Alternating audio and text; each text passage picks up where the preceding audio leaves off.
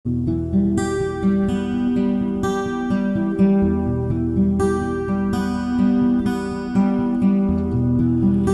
ujung danau terliumit baik kanan sampai pantai Laut Jawa. Pesisir papadum jadi sai dalam lamban Lampung sai kayo rayo.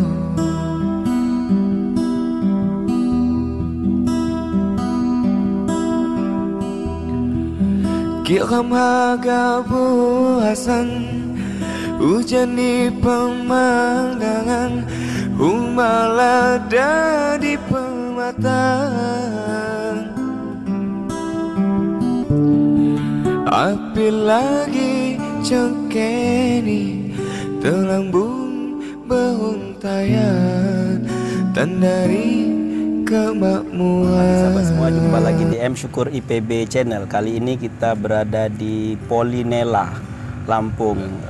Kita akan ngobrol bersama dengan Dr. Anung Wahyudi tentang melon Makua Uri ya, Pak Anung. Assalamualaikum Pak Anung. Waalaikumsalam, Prof. Ya, jadi sahabat semua, Pak Anung itu adalah pemulia melon. Ya, sejak tahun berapa Pak Anung? Melon mulai 2018, Prof. Kalau semangka mulai 2014. 2018 mulai melon, semangka 2014 ya sahabat semua. Dan sudah menghasilkan 2 varietas melon. Yang tadi saya sebut Makua Uri. Ini Ginseng Makua Uri, kemudian Augan Makua Uri. Nanti Pak Anung akan cerita tentang itu. Namun sebelum ke sana, saya ingin ngobrol dulu tentang apa di belakang kita ini ada okra. Ada okra ya, Pak Anung. Gimana Pak Anung tentang okra ini, cerita sedikit? Iya. Jadi okra ini, Prof, terima kasih, ini kerjasama juga dengan IPB melalui Prof Syukur.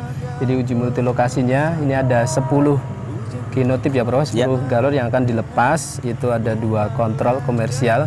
Ini kondisinya ada yang ungu merah ya sama hijau. Dan alhamdulillah ini melibatkan mahasiswa. Jadi kita libatkan 2 mahasiswa untuk tugas akhir. Kalau di kami program sarjana terapan itu tugas akhir. Kalau di S1 skripsi. Ya gitu. Ya. Jadi sahabat semua, sampai saat ini memang belum ada varietas bersari bebas ya untuk okra merah dan okra hijau. Ya, jadi harapan kita uji multi lokasi di Polinela, ada kemudian di Bogor, ada 1 lagi di Jember. 3 lokasi kita buat dokumen untuk pelepasan varietas okra bersari bebas. Yang sudah ada adalah okra hibrida. Sudah ada 2 okra yang dilepas, sehingga ini adalah harapan kita bisa dilepas tahun 2023 ini ya. Pak Anung, terima kasih Pak Anung ini sudah mengawal uji multi lokasi di Polinela ini. Tadi sudah melibatkan juga mahasiswa untuk tugas akhirnya. Ini saya kira hal yang luar biasa. Selain daripada inovasi yang kita hasilkan, juga kita bisa bersama-sama mahasiswa untuk melakukan penelitian ini. Ini adalah tujuan kita bersama, sehingga itulah manfaatnya kita kerjasama ya antara PKHT dan Polinela. Ini sudah kita lakukan sejak tahun 2019 ya, kita kerjasama itu ya. Jadi akan terus berlanjut ya. Setelah ini kita akan nanam cabai kelihatannya ya. Sebelumnya cabai besar ya. Kemudian sebelumnya lagi apa ya? Kacang tunggak ya. Ini dua-duanya sedang dalam proses pelepasan varietas. Nah, seperti yang saya sampaikan tadi, yang kita akan obrolin sebetulnya adalah melon. Melon Makua Uri. Saya harus pelan-pelan ngomongnya, takut salah ini karena ini sesuatu yang baru dan ini luar biasa. Pak Anung, cerita sedikit barangkali bagaimana sejarahnya kok memilih melon namanya Makua Uri ini, kan belum dikenal sama sekali. Betul. Jadi sebenarnya berangkat dari saya sendiri dulu peneliti di perusahaan ya, Prof ya, itu semangka dan melon sebenarnya. Cuman ketika digabung di Politeknik itu banyak fokus di semangka. Kemudian melon diminta untuk mengerjakan juga. Nah, setelah setelah ada penugasan itu kemudian mencari induk, kita datangkan dari Jepang. Jadi di Jepang itu ada melon yang unik, jadi makua. Kalau kita searching di Wikipedia itu melon oriental maksudnya. Melon oriental. Ya, jadi kultivar makua. Nah, makua itu sebenarnya berasal dari salah satu desa di prefecture Gifu di Jepang. Itu ada prefecture atau province kalau di kita itu Gifu, ada satu desa makua itu asal dari melon oriental makua. Nah, kemudian makua uri itu banyak sekali orang menyebutnya. Namun makua uri bagi saya itu saya definisikan RI-nya itu Republik Indonesia. Asalnya dari makua. Nah, kita ada alhamdulillah sudah terdaftar 2 varietas. Itu yang pertama gingseng makua uri yang bergaris silver ini, Prof. Ini kelihatan berotot gitu ya, berotot berisi. Nah, itu gingseng itu kan kalau orang mengenal kata gingseng itu power gitu ya. Kelihatan kuat, strong gitu lah, gitu seperti asalnya. ini. Nah, sebenarnya itu juga istilah di Jepang juga nyebut itu ginseng. Dan sebelum itu Pak ini, jadi jangan disebutkan semua dulu, nanti pertanyaan saya nggak ada. Ini ya sahabat semua, melon oriental sampai saat ini belum ada varietas yang dilepas. Demikian ya Pak Anung. Dan saya pernah mengkonsumsi melon ini di Korea Selatan, waktu itu manis sekali dan unik, rasanya unik ya, mirip-mirip melon tapi ada aroma yang khas begitu. Dan di Indonesia ini melon oriental ini banyak diminati oleh petani karena harganya lumayan mahal, ya. Dan benihnya juga mahal begitu ya, sehingga saya kira pilihan yang tepat ya bagi Pak Anung dan Polinella memilih ini ya. Itu salah satu strategi sahabat semua dalam kegiatan pemulihan tanaman, memilih sesuatu yang belum dilakukan orang lain, yang mempunyai nilai ekonomi yang bagus, yang kira-kira punya prospek. Nah, ini celah ini yang dimanfaatkan oleh Pak Anung, demikian saya kira ya. Makua uri dengan tadi makua uri, makuau, makuau, kemudian ada RI-nya. Ini semangat kebangsaan luar biasa. Nah, jadi dua varietas tadi yang berotot dan yang mulus. Ya, yang ini, polos gitu. Yang polos ini mulus dan berotot. Ini sepasang kelihatannya sengaja gitu ya. Sengaja. Nah, jadi tadi ginseng itu apa tadi? Ya, ginseng itu kan orang mengenal kata ginseng kan power gitu, bro. Kekuatan lah gitu. Dan ini kan kelihatan lebih strong gitu. Kalau ini golden sebenarnya. Ogan itu polos, golden, warna-warna polos menarik. Ogan itu gitu. Dari mana bahasa ogan itu? Ogan sama itu? Jepang juga, bro. Jepang juga istilahnya. Istilah dari Jepang. Jadi memang karena induknya dari sana, kita coba untuk membawa istilahnya. Karena kemarin kita usulkan sebenarnya 3 nama, Prof. Ada Polinella GM, ada Steva GM. Tapi yang dipilih sama Kementan yang nama ini karena unik. Dianggap unik katanya. Unik dan berbeda dengan yang lain. Jadi karena benihnya juga masih impor, belum ada yang lepas, maka nama unik itu yang dipertahankan Kementan gitu. Kemarin sih saran mereka begitu. Oke, ya jadi luar biasa. Dan tadi ini kekar gitu ya, ini mulus. Keunggulan lainnya selain daripada kekar, tentu tidak hanya dinikmati bentuk buahnya ya, rasanya gimana itu? Betul. Jadi kalau kita sudah riset, Prof, itu sampai ke analisis usaha taninya, sampai bagaimana kita usaha tani menjadi benih sama usaha tani untuk konsumsi, buah konsumsi. Dan melon ini itu tuh satu tanaman bisa 5 sampai 10 buah, Prof. 5 sampai 10 buah satu tanaman. Satu tanaman ya. Melon itu hanya satu biasanya ya. 1 sampai 2 lah katakanlah. 1 sampai 2 betul. Ini sampai 5 ya dalam satu. Iya, bisa sampai 5. Kalau dalam kondisi optimal dan kita bisa merawat dengan baik itu bahkan bisa produktif sampai 10 buah. Sampai 10 buah. Dan satu buahnya berapa? Satu buahnya itu 400 sampai 500 gram. Berat juga gitu ya. Berat, 400 sampai 500. Jadi kalau sekilo ya antara 2 sampai 3 buah. Sekilo. Itu udah 1 kilonya 50 sampai 75.000 kalau di pasarannya. Jadi pertanaman kan sudah menguntungkan kalau secara ini. Nah, apalagi untuk benih jauh lebih menguntungkan karena satu buah itu benihnya ada sampai 400 sampai 600, Bro. Satu buahnya. Ya, hasil penelitian kami antara 400 sampai 600 dalam satu buah. Untuk benih. Iya. Kalau cost-nya, kalau kita pakai planter bag itu satu tanaman itu cost-nya 80.000. 80.000 satu tanaman. Ya.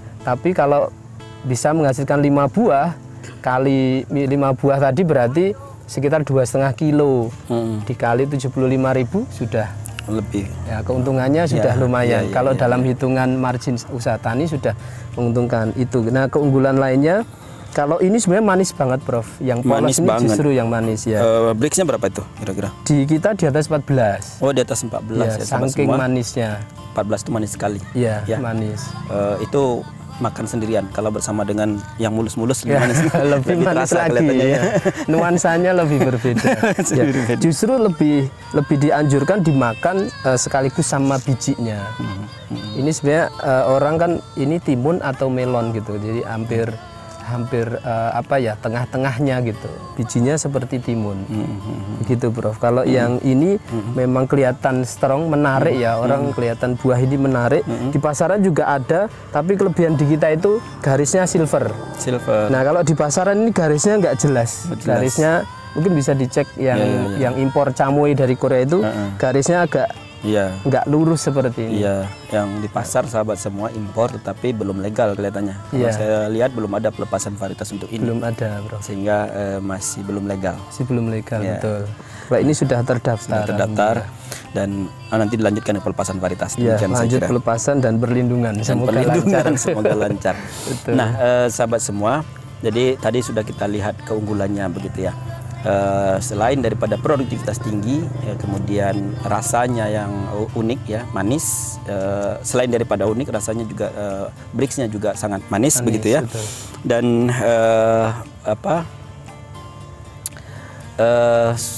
kelihatannya sudah ada perusahaan benih yang melirik ya. Iya, jadi beberapa sudah mencoba untuk ngajak kerjasama, Prof. Jadi kita pertama ada yang mulai untuk membantu packaging, desain packaging gitu. Kita kemarin juga kesulitan desain standar packaging benih itu seperti apa. Itu juga industri sudah mulai. Cuman industri justru menyarankan karena original ini dari institusi pendidikan, mereka ingin membantu kita untuk membimbing menjadi seperti industri gitu.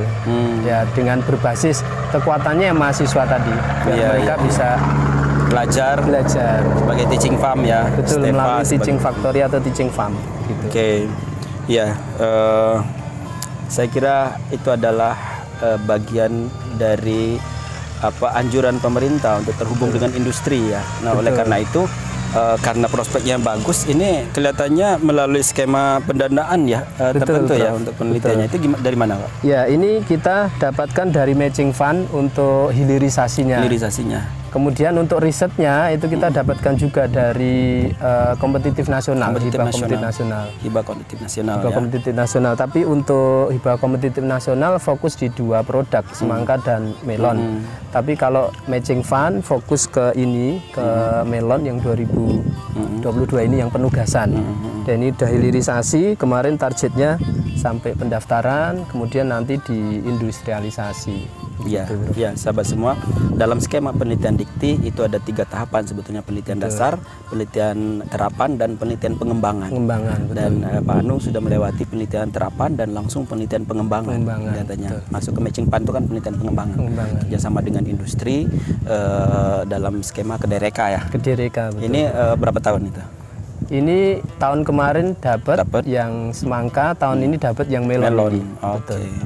Ya, dapat yang melon. Saya dengar juga beberapa perguruan tinggi juga berminat ya untuk mengembangkan ini juga untuk penelitian ya. Betul. Jadi beberapa perguruan tinggi mencoba untuk menanam dan dijadikan skripsi mahasiswanya sepertinya, karena kemarin mengirim surat ke kami resmi untuk dibandingkan dengan melon-melon yang sudah ada di pasaran. Gitu. Ya. Melon-melon yang sudah ada di pasaran. Melon yang mana nih? Kalau membandingkan dengan melon yang besar, nggak imbang nanti. Nah, mereka nyari yang seperti ini kan susah ya, Prof ya. Jadi mungkin akan dibandingkan dengan impor atau yang apa gitu. Yang jelas ini sudah ada yang terdaftar. Atau mungkin juga bisa dibandingkan dengan yang golden. Ada melon yang golden, yang polos seperti ini. Seperti itu. Ya, tipe-tipe golden. Tipe-tipe golden. Tapi golden itu agak diameternya agak besar ya. Diameternya agak lebih bulat gitu. Ya, itu tipe-tipe yang sudah lama berkembang di kita ya. Betul. Baik, sahabat semua. Ini ditanamnya di greenhouse atau bisa di luar nih? Tipe-tipe melon ini, Mak? Betul. Jadi karena ini melon oriental dan premium, disarankan di greenhouse. Dengan perawatan yang terkontrol ya Prof ya. Jadi kualitas buah juga akan terjamin dan terjaga. Karena ini pasarnya itu pasar-pasar ya supermarket atau kalau sekarang ini sih menengah ke atas ya Prof ya. Karena kan untuk menengah ke bawah agak tidak tertarik karena mereka lebih banyak pilihan melon yang lainnya. Cuman karena ini ke menengah ke atas, maka di greenhouse jauh disarankan. Di luar juga sudah kita coba, kendalanya ketika musim hujan. Nah itu kualitas buahnya jadi menurun. Mungkin kalau tempat yang curah hujannya rendah barangkali cocok. Masih cocok, menggunakan irigasi tetes ya sahabat semua. Dan jangan khawatir, tadi disebutkan di greenhouse, bukan greenhouse yang super gitu ya. Greenhouse yang tidak sederhana juga bisa ya. Kita bisa lihat di kalau di Bogor ada di Puncak, di daerah itu banyak sekali petani-petani yang sudah terbiasa menggunakan greenhouse untuk memproduksi misalnya paprika begitu ya. Jadi dengan bambu saja murah meriah 30 juta sudah sudah kembali saya kira sekali penanaman sudah bisa begitu ya. Jadi tidak harus di greenhouse yang mewah begitu. Itu kata kuncinya. Nah, dan berarti ini bisa petani-petani yang terbiasa menggunakan menanam melon itu bisa menggunakan ini berarti ya Pak? Bisa Prof. Ya. Ini yang sudah nyoba itu ada di Jogja, sudah nyoba. Mereka skala greenhouse bambu. Dan hasilnya juga mereka jual sih kesannya bagus ya. Itu juga mencoba dari benih kita. Kemudian petani di Blitar dulu pernah nyoba sama di Riau. Itu juga pernah nyoba. Cuman mereka kesulitan di pemasaran. Ketika petani nanam di luar greenhouse itu ya kualitas kan agak menurun ya Prof ya, karena kan tidak mampu masuk ke pasar minimarket atau supermarket. Jadi di pasar tradisional. Nah, mengenalkan di pasar tradisionalnya yang belum sebegitu bagus ya. Jadi masyarakat belum mengenal secara luas tentang melon ini. Mungkin ke depan sih harus dibantu marketingnya. Oke, ini 200 biji ya Pak Anung. Berapa harganya ini segini? Harga jual di pasar? Jangan harga modal sini nanti rugi. Betul. Jadi biasanya di pasaran kalau kita lihat di online itu kan satu benih, hitungannya satu benih Bro. Satu benih ada yang 1.000, ada yang sampai 2.000. Bahkan yang impor itu sampai 3.000 per benihnya. Betul. Jadi kalau kita nanam 200 kali 2.000 sudah 400.000 gitu. Kalau 400.000 itu kalau dihasilkan dari satu buah. Kalau ini benih 200 biji berapa harganya? 200 biji kalau komersial gitu 400.000. 400.000 ya. Ya, cuman kan kalau pengenalan pasar kan ada promotion dan sebagainya gitu. Mungkin kita survei kemarin satu benih masih 1.000. Masih 1.000 ya. 1.000 rupiah hitungannya. Udah mulai mau dijual Pak Aning ini? Iya, benih Darmaga sebenarnya kalau itu benih Darmaga udah mulai minat tuh. Betul. Tapi kalau untuk ini pengenalan awal menurut saya sih ada juga baiknya packingnya diperkecil gitu ya. Iya betul. Misalnya hanya isi 100 gitu ya Prof ya. Ada kurang lagi 50 biji. 50 butir, ya, betul. 25 butir sehingga terjangkau harganya gitu ya. Terima kasih Bro. Terjangkau harga. Kalau ini memang untuk skala yang lebih luas lagi sehingga ketika orang ingin mencoba itu jumlah sedikit itu bisa terjangkau harganya. Betul ya. Betul. Nah, ini saran saja sehingga packingnya mungkin bisa diperkecil juga begitu ya. Nah, sahabat semua, ini adalah salah satu contoh ya bagaimana pemulia itu bisa menangkap peluang ya, di mana sekali lagi saya katakan celah di mana belum banyak diminati orang, tetapi di tingkat konsumen itu sudah banyak yang mencarinya. Dan dengan berbagai skema penelitian yang ada itu bisa ajukan penelitian dan didanai gitu, tadi penelitian terapan, penelitian pengembangan ke DRK, dan saya kira pemerintah akan support untuk hal yang semacam ini. Ya, inilah contoh yang baik sekali menurut saya. Ya, demikian saya kira Pak Anung ya. Terima kasih banyak nih informasi bagi pemirsa sekalian, memberikan inspirasi ya, inspirasi, motivasi ya untuk selalu berinovasi. Sukses selalu Pak Anung. Kita tunggu varietas berikutnya dan kita tunggu ini sampai pelepasan varietas. Amin. Ya, sampai di sini sahabat semua perjumpaan kita. Ya, semangat selalu. Assalamualaikum warahmatullahi wabarakatuh. Waalaikumsalam warahmatullahi wabarakatuh.